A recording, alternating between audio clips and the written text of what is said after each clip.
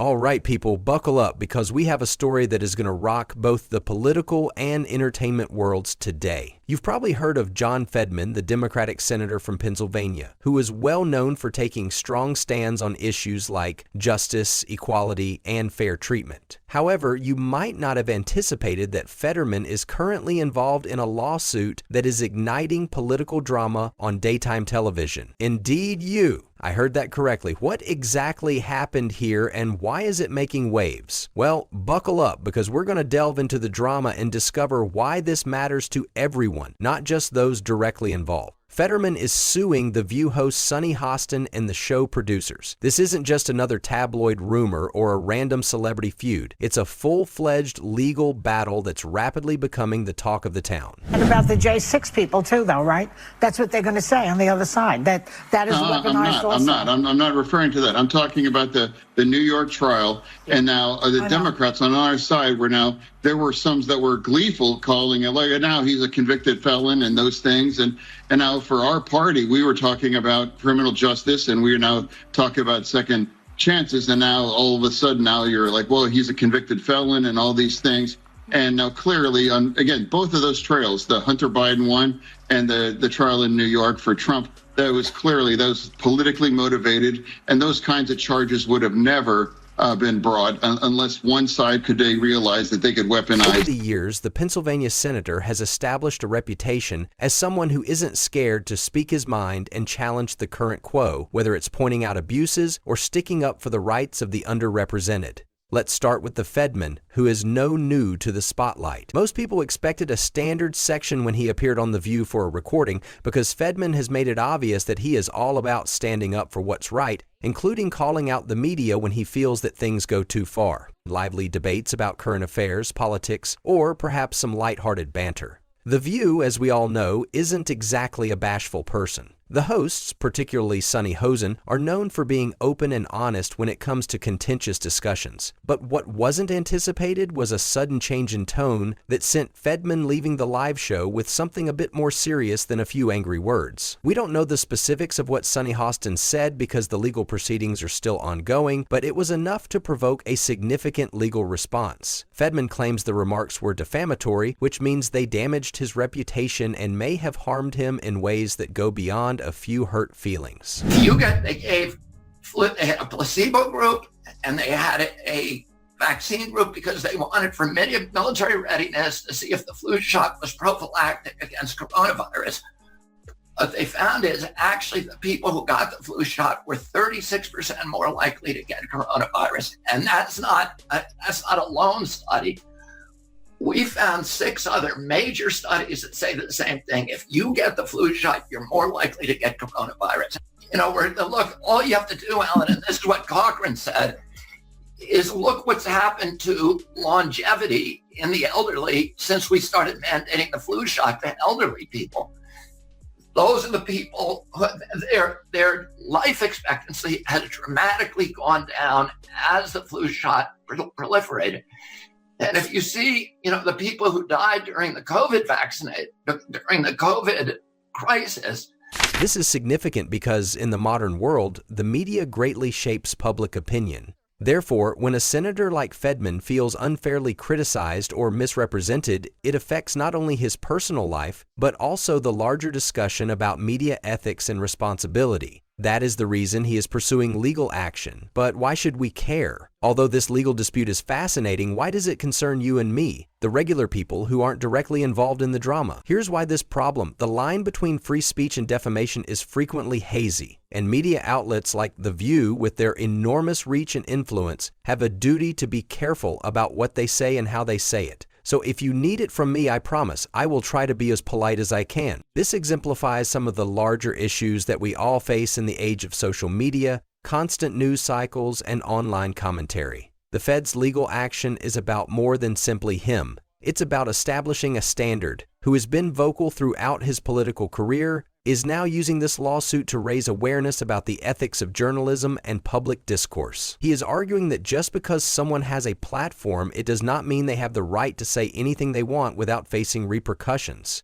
It's not just about defending himself, it's also about making sure that media outlets understand the weight of their words. The View has millions of viewers who tune in every day, so when one of the hosts says something that comes across as a personal attack or a misrepresentation, it's not something that can be dismissed. Fetterman feels that the show's producers should have been more cautious and responsible, and that the unchecked airing of those comments was a failure on their part. It's his son, after all, and people do have sympathy for that. But a lot of people are angry with him about it. What do you say?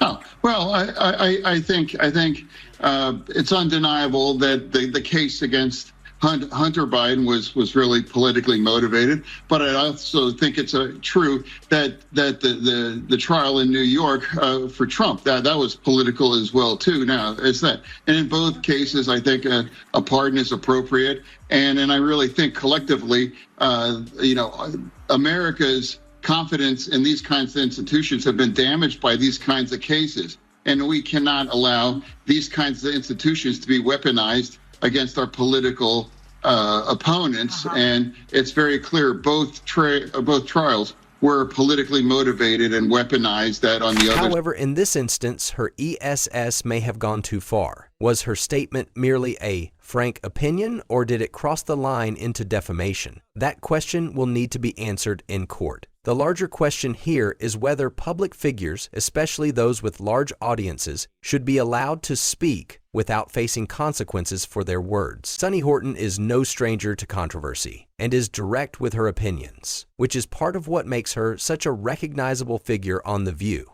In many respects, Fetterman's complaint is about media accountability in a time when false information can spread like wildfire, and isn't just about one comment or one show. The stakes are higher than ever when it comes to responsible journalism in the modern world, when anything can go viral in a matter of seconds, raising significant questions about how the media molds public opinion and what happens when those opinions are founded on inaccurate or harmful information. In a new Netflix documentary series about New York Jets quarterback Aaron Rodgers, he said he's heartbroken about friends and family cutting him off for his controversial political views and conspiracy theories. And a lot of Americans can relate to this, especially after this last election. So, do you think it happens everywhere? What I recall about him is when he was asked about the COVID-19 pandemic, during the height of the pandemic, when people had lost loved ones, when people's family members were missing from their Thanksgiving table, like my table, he said, "I'm immunized." And as it turns out, he was not. He had done his own research. He has his Google MD like I do. And I think he said he was allergic to something in the vaccine, but he had COVID and he was in a huddle with his teammates. And I think people felt like, wow, you don't care. You're not your brother's keeper. This could really, this could really turn me against a morality. As we move forward, this case may set a precedent for future legal battles involving public figures, the media, and the line between free speech and defamation. Let's take a moment to consider the broader implications of this lawsuit.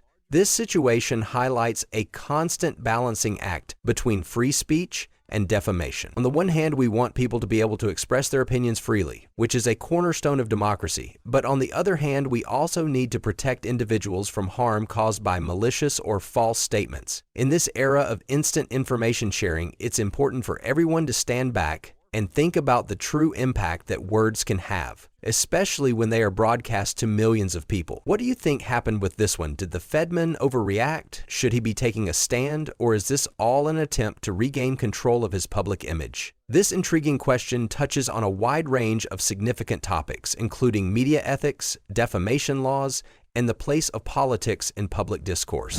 In a million years, I would not take the flu shot. And I'll tell you why, because this is what Cochrane and BMJ have found. People who take the flu shot are protected against that strain of flu. They're 4.4 times more likely to get a non-flu infection. And you might find, and a lot of people do, that they get the flu shot and then they get sick. They're usually not getting the flu. They're getting something that is indistinguishable from the flu, because the flu shot gives you something called pathogenic priming. It injures your immune system so that you're more likely to get a non-flu viral upper respiratory infection. In fact, the Pentagon published a story, and you can cite this, it's by Wolfe, W-O-L-F-E, in January of this year. in which they said that the flu shot not only primes you for flu, but it primes you for coronavirus. Regardless of how you interpret the scenario, there's no denying that this lawsuit is more than just a personal conflict between Fetterman and The View. It's a part of a broader discussion about media outlets' accountability and their ability to influence public opinion. And as this case develops, we'll probably hear more about it. The rest of us will be watching the news closely to see if Fetterman's charges will stand up in court or if this is just another short-lived dispute that will fade into the background. Legal experts are already analyzing how this case might impact how the media covers public figures going forward. Indeed, we are witnessing the real-time emergence of the junction of politics, media, and law, and it will have a lasting impact on how we all traverse the public discourse landscape going forward. So let's listen.